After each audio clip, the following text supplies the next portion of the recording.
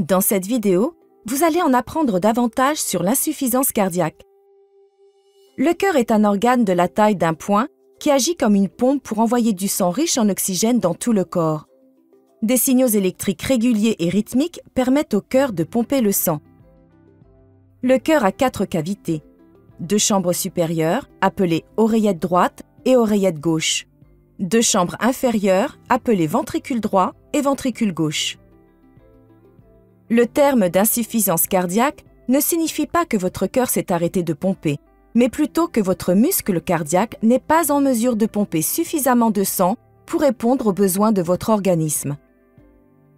En conséquence, vous pouvez vous sentir fatigué, manquer d'énergie, être essoufflé et constater que du liquide s'accumule dans votre corps. Dans un cœur sain, chaque chambre se contracte dans un effort coordonné. Si le cœur ne bat pas de manière coordonnée, l'organisme ne reçoit pas une quantité de sang suffisante pour fonctionner correctement.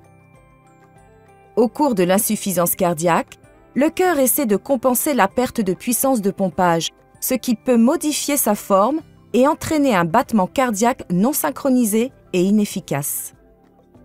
Le cœur peut alors battre plus vite, ce qui peut entraîner des rythmes cardiaques dangereusement rapides ou irréguliers. Ces rythmes cardiaques anormaux peuvent conduire jusqu'à la mort subite cardiaque, MSC. La MSC résulte d'un problème électrique du cœur qui déclenche un rythme cardiaque dangereusement rapide. Ce rythme cardiaque rapide et irrégulier fait trembler le cœur au lieu de le contracter ou de le pomper. Lorsque le cœur cesse de pomper le sang, l'oxygène ne peut pas atteindre le corps et le cerveau. Si elle n'est pas traitée immédiatement, la MSC peut être fatale.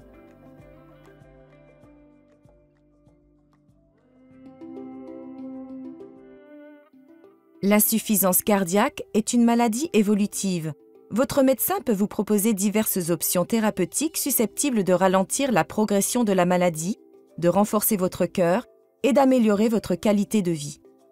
Certains de ces traitements peuvent inclure des changements du mode de vie, de l'exercice, des médicaments, l'implantation d'un dispositif cardiaque ou une combinaison de ces éléments. Un TRC est un dispositif cardiaque implantable composé d'un dispositif TRC et de sondes.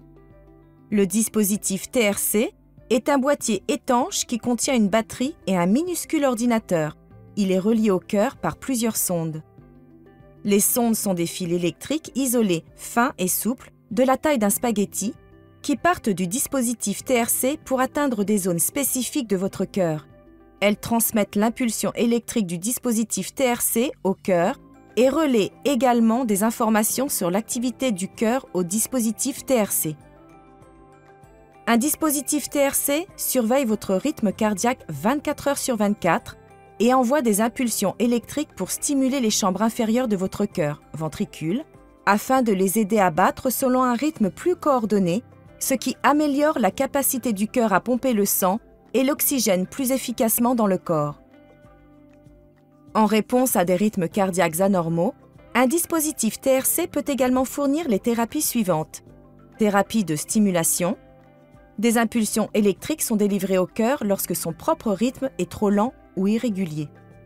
Thérapie de défibrillation, où un choc est administré au cœur pour interrompre les rythmes cardiaques rapides et rétablir un rythme cardiaque normal. Il existe 2 types de dispositifs TRC, un stimulateur cardiaque TRC, TRCP, et un défibrillateur TRC, TRCD. Les 2 dispositifs TRC agissent comme des stimulateurs cardiaques en aidant à coordonner l'action de pompage du cœur et fournissent une thérapie de stimulation pour un rythme cardiaque lent.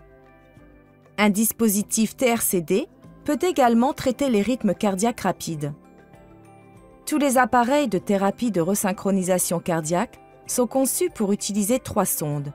Une sonde est placée à l'intérieur de l'oreillette droite, une autre sonde est placée à l'intérieur du ventricule droit et la 3e sonde est placée dans une veine à l'extérieur du ventricule gauche.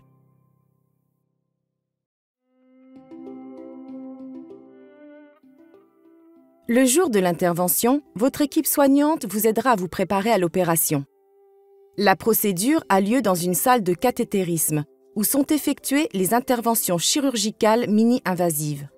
Avant la chirurgie, des médicaments peuvent être administrés pour vous rendre somnolent et détendu. Généralement, l'intervention est réalisée sous anesthésie locale. Une petite incision d'environ 5 à 10 cm de long sera faite dans la partie supérieure de votre poitrine, juste en dessous de votre clavicule. 3 sondes seront guidées à travers une veine jusqu'à votre cœur, puis elles seront connectées au dispositif TRC. Votre médecin programmera le dispositif TRC afin de traiter le plus efficacement votre maladie cardiaque et le dispositif sera testé pour s'assurer qu'il fonctionne correctement pour répondre à vos besoins. Il sera ensuite inséré sous votre peau et l'incision dans votre poitrine sera refermée à l'aide de points de suture ou d'une colle spéciale. L'ensemble de la procédure dure généralement entre 1 et 2 heures et demie.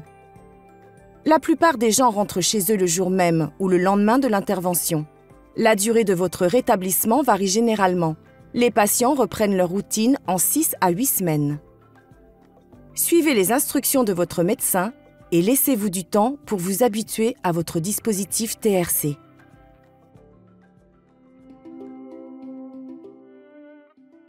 Après votre intervention, une carte d'identification de votre dispositif cardiaque vous sera remise. Gardez-la toujours sur vous, car elle contient des informations importantes sur votre dispositif TRC. Votre médecin fixera des rendez-vous de suivi au cours desquels votre dispositif TRC sera contrôlé. Profitez de cette occasion pour poser toutes vos questions. La surveillance à distance offre un accès facile aux informations et permet à votre médecin de surveiller votre appareil et votre état cardiaque. Un certain nombre d'options sont disponibles. Demandez à votre médecin si cette surveillance est une option pour vous.